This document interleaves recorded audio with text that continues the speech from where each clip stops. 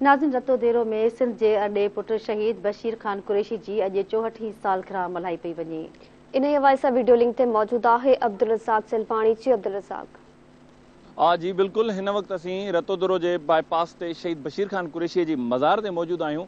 सिंध के सूर्या पुट शहीद बशीर खान कुरैशी की अॼु 64 सालगिरह मल्हाई पई वञे। शहीद बशीर खान कुरैशी की 64 सालगिरह की मुख्य तकरीब जेका है हिते ही संदसि जी मज़ार ते अॼु शाम जो 7 बजे जेको आहे सो हिते मुनक़िद कई वेंदी, जंहिंमें संदसि जी सालगिरह जो केक काटियो वेंदो ऐं उन खां बाद में सिंध जा सूफ़ी ऐं क़ौमी रागी हिते पंहिंजे फ़न जो मुज़ाहिरो कंदा।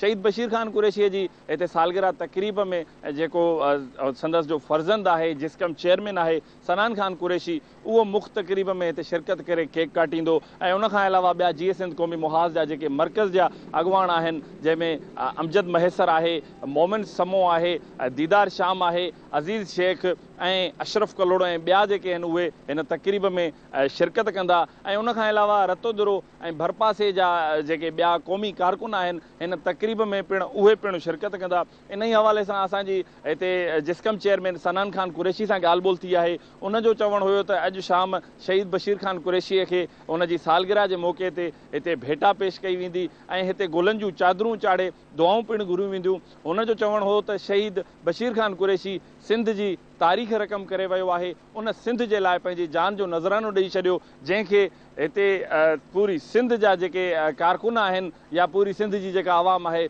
उहा कॾहिं बि कोन विसारे सघंदी। जी।